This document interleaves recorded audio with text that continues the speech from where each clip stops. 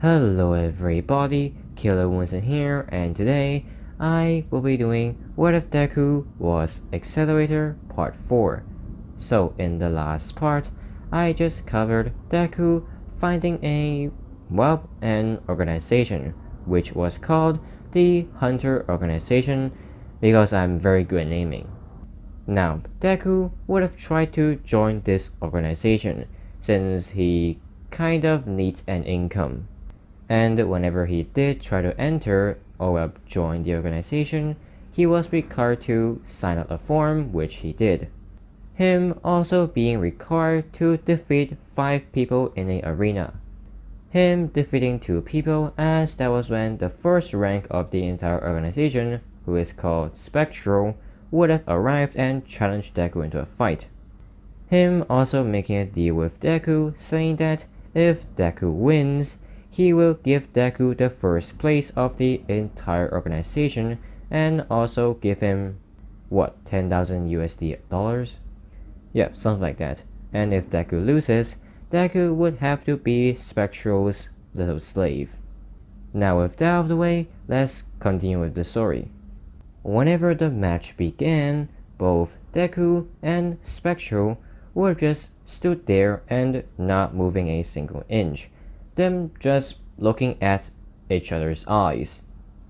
Spectral saying, "What's wrong, Accelerator? I thought you were gonna attack." Deku replying, "No, I'm too lazy. Why don't you attack me, Mr. Spectral?" "Sure thing, if you say so. But let me warn you, be prepared." As Spectral would have created a sword out of nowhere. Him rushing in and swinging the sword from over his head and onto Deku. Deku using vector control, he would have, reflected the sword. Just as he did that, Deku would have stretched out his hand and tried to touch Spectral in the chest, which, it didn't connect.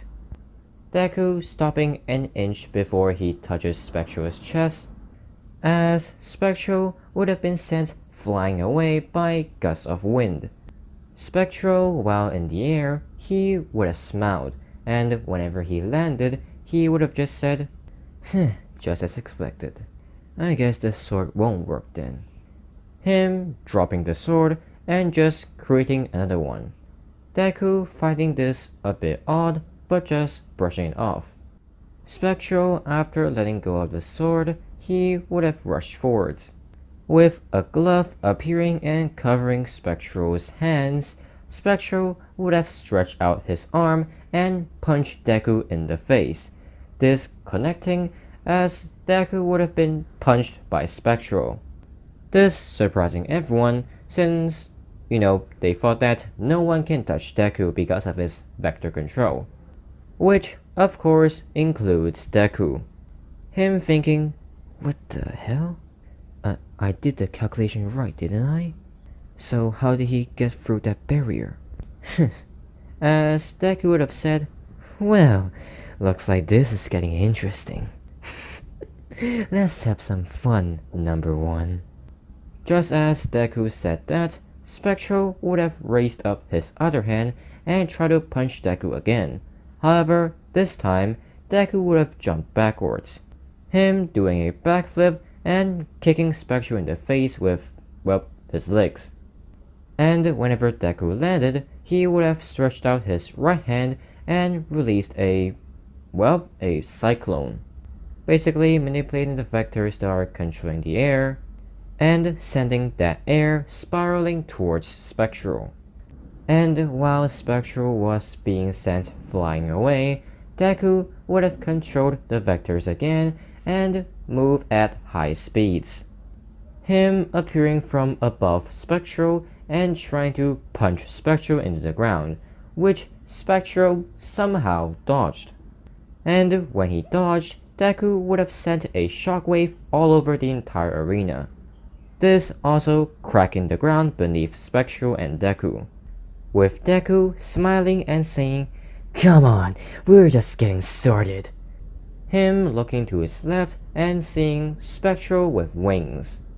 Deku saying, "So, wings, eh? Is your quirk creation or something? You can't say that. Well, doesn't matter. I'm still gonna beat you to a pulp. Deku disappearing and reappearing from behind Spectral and then kicking him in the face. Or well, the neck. However, this did not have as much of an impact than Deku thought. Or well, as Deku thought. Since whenever Deku kicked Spectral in the neck, he also tried to manipulate the vectors to also do more damage. However, it seemed like a normal kick. Spectral smiling as he would have grabbed Deku by his leg and throw Deku onto the ground, him landing on Deku, and whenever he landed on Deku, he would have created a sword, him jamming that sword onto Deku. However, before that sword can reach Deku, Deku would have dodged out of the way. And if you're wondering why Deku just didn't reflect back that sword, well, he tried. You see, whenever Deku was literally punched by Spectral, he was trying to make up a new calculation and or equation, which would increase his reflective range. And by reflective range, I mean him reflecting the force and the object that was thrown at him. And by range, I mean the range from between his face and the object, before it gets reflected. Him expanding that area from 5 centimeters to, let's say, 50 centimeters. That is 5 to 50, not 15. So Deku dodged because he knows that he can't reflect that object, and or that sword. Deku being barely able to dodge that sword, he would have tapped his hand on the ground and basically increased the size of that tap and backwards. This sending a massive gust of wind from the ground towards Spectral, which would have gotten Spectral away from Deku. Deku getting back up as he would have continued to try and attack Spectral. Him using the combat training he got and learned from All For One to basically fight Spectral hand to hand, which Deku using that combat skills, he was able to land a solid hit in Spectral's face. This knocking Spectral back a bit as Deku would have stretched out his arm and tried to do the whole wind cyclone coming out from his hand again, him controlling the vectors to do so. However, this time, Spectral would have created more wings, him telling those wings to basically protect him from that wind coming from Deku. Them doing so, and as, let's say, 2 pair of wings are blocking the wind pressure, another 2 would have helped Spectral to get back on his feet. After this, Spectral would have started to run towards Deku while not being affected by that wind and or that cyclone. Him arriving in front of Deku and, well, just dispersing that wind and or cyclone using his wings. Deku being surprised, he would have, just came up with a smirk. Spectral seeing Deku having a smile on his face, he would have jumped back thinking that Deku has some sort of plan up his sleeves. But whenever he did, Deku would have just said, "So, that's your quirk, isn't it?" Spectral, of course, being confused, saying, "Wait, what? What did you say?" "Oh, nothing. I just figured out something about your quirk, that's all." Really? Would you mind explaining that then?" Sure, since you already know that. Your quirk, like I said, is about creation, isn't it? However, you don't just create something. The things that you create is something that won't be controlled by my vector control, isn't it? Which is why you cover yourself in your creation, isn't it? Well, you're not all wrong. Really? Wrong, you say? Well then, ignite me with your knowledge. Sure, you're gonna be my slave anyways. I don't mind telling you. My quirk is related to creation. I call it dark matter. I can create things that literally does not exist in this world. Well, at least until I create them. Didn't exist before you created, you say? Then what was that first sword you used? Oh, that was just a prop sword I bought from a shop. I just used something called sleight of hand to make it look like I created it.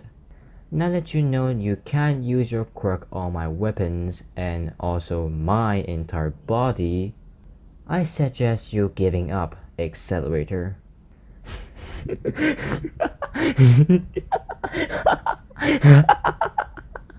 What's so funny, Accelerator? Nothing. You really think that just because you created something not exist before, I won't be able to control it with my quirk? Well, then you're dead wrong. The only thing I have to do to defeat you is to just find out a new equation to reflect and or control that new type of matter. Yeah, right. It'll take you more than 1 billion years to do that. You're underestimating me.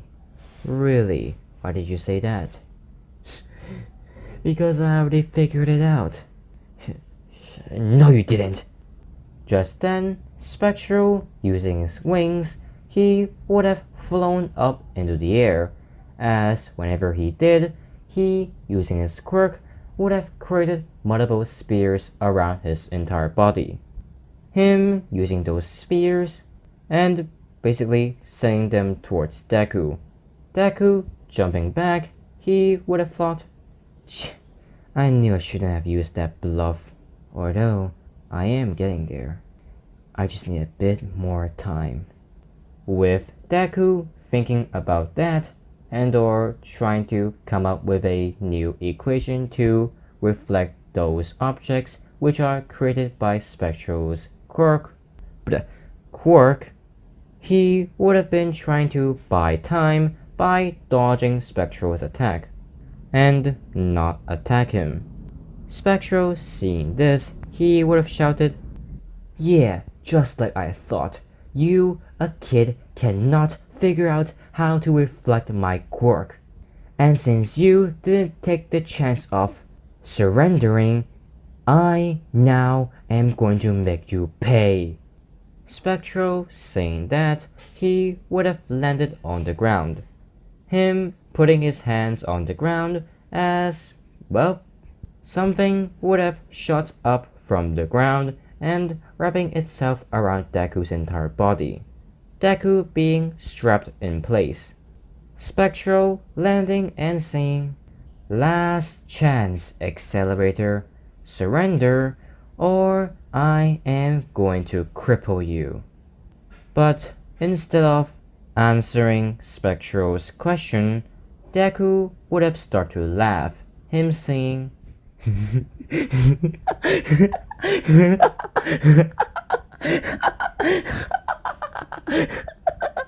surrender, you say? Don't make me laugh. Like hell I'm gonna surrender to a third string like you. Third string? You need to be more polite to your master, slave. Me? Your slave, you say? How pathetic. It's just like I thought. Those who think they won before the opponent was defeated always loses. No, looks like you're wrong. Am I though? Am I? Just then, all of the things that are binding Deku to the ground would have been reflected and off of Deku's entire body. Him standing back up and saying, like I said, I've already figured out the equation to your quirk. I was just playing around, trying to get more fun out of you. But now that I've gotten bored, it's time to clean up my mess. Or should I say, the mess you created. Don't get so full of yourself yet, Accelerator. Oh, really? Well then, come on, try me. I dare you, third string. No problem, with pleasure. Just then, Spectral would have created multiple spears and sword with his quirk, him firing them straight towards Deku. And to Spectral's surprise, Deku reflected every single one of those spears and swords. Deku saying, like I said, every single thing that you throw at me, I'll just reflect them every single time. How did you? How, you say? Well, let's just say I'm more smarter than you, and a lot stronger than you. And now, now I am gonna show you what I am capable of, Mr. Spectral. I must warn you though, be ready, because there is going to be a lot of pain. As Deku would have disappeared and reappeared in front of Spectral, him grabbing Spectral by his face and basically dragging him across the arena and into a wall. Him smashing Spectral into the wall and asking, "Since you're so good at creation, Spectral, I must ask you, have you ever heard of bioelectricity?" I wonder what will happen if I just tweak it a bit. What do you think will happen, Spectral? Spectral not being able to reply, Deku would have said, "Well then, let's see." As Spectral would have been, to put it simple, electrocuted from the inside out. And while Spectral was being electrocuted, Deku would have been laughing, what, sadistically? Which would have engraved this scene into everyone's mind. And by everyone, I mean everyone that is present, even if they are not seeing what happened. As long as they hear this laugh, well, they know that something very, very horrible is happening and someone is enjoying every single second of it. And by that someone, I mean Deku. Now, after zapping Spectral for like 30 seconds, Deku would have let go since, killing is forbidden. Well, it's not, but it is restricted. Also, if he kills Spectral, he will basically lose the bet and or the deal since Spectral is the one that he made the deal with, and if he killed Spectral, he won't get anything. Deku letting go of Spectral, he would have said, "Well then everyone, it looks like from this moment on, I am the new number 1 of this entire Hunter organization. And as the number 1 of this entire Hunter organization, I only have one thing to ask of all of you. Remember this face. Remember that laugh. Spread the word. There's a new number 1 in town. And if you try to ever fight and or cross his path, you know what will happen. If you don't, a fate that is worse than death."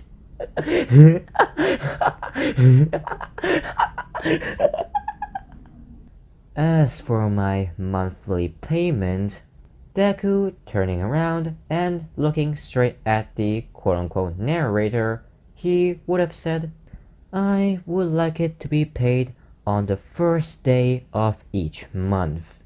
And don't be late." The narrator saying, why are you looking at me?" "Because I'm entrusting you to tell this Spectral guy, Mr. Narrator. And if you don't and I forget, you know what's coming for you. The narrator just being terrified. Now, after that, Deku would have walked off the stage and or the arena and over to the guy who was at the counter. Him asking, "Now then, what's next for my registration?" Uh, uh, uh, well, you just have to wait for 2 days. We'll get everything ready by that time. Please return on 2 days later. Sure, but before that, can I ask, what will you give me? We will give you 2 cards. Uh, a card that will identify you as a member of the Hunter organization, and the other being, well, basically a bank card. You will receive the money you gain from completing your bounty in that card. And to retrieve cash, you can just go to any bank. Alright. I would also like to ask one more question and give one request. The request being that the monthly pay of 10,000 US dollars, I would like that money to be transferred into that bank account. As for the question, where can I get a new ID card? To answer your question and request, yes, I will transfer that 10,000 US dollars into your bank account on the first day of each month. As for your question, as the guy behind the counter would just tell Deku where they can get a new ID card, and by they, I mean everyone in the entire Hunter organization, since sometimes they will need to do a undercover bounty and or mission. So they would have a place to make IDs for everyone that is inside the Hunter organization. As for if this ID is real or fake, it's real. If you're wondering why, it's because the Hunter organization is kind of not a hidden organization. It is sort of well known all over the world. Yes, you heard me right, all over the world. Also, even though the Hunter organization is not that well known, it is still known to every single hero. And if you're wondering what do I mean by not well known across the world, I mean not well known to every single citizen in every country and or nation. Meaning even though the citizens, well, some of the citizens doesn't know that the Hunter organization exists, every single hero that is across the entire world knows that the Hunter organization exists. Why? Because sometimes the heroes hire hunters from the Hunter organization to work with them to take down some villains. Also vice versa in the underworld. And by underworld, I mean villains. Since villains also sometimes hire hunters to work with them to defeat heroes. As for if the government and police will capture that hunter for helping a villain, no, they won't, because they're hired to. And by they, I mean the hunters. Now, I know some of you guys might not understand what I meant and or what I just said. So if you don't understand, just leave a comment down below and I'll try to explain it better. And that will be the end of this video. I hope you guys enjoyed. If you did, please like, comment, and subscribe. That'll be amazing. And wait, I remembered something. Before I end this video, I would also like people to comment down below who I should give One For All to. Because remember, One For All still exists in this What If. So if you have a suggestion, please leave it in the comments down below. And yeah, I'll see you next time. Bye.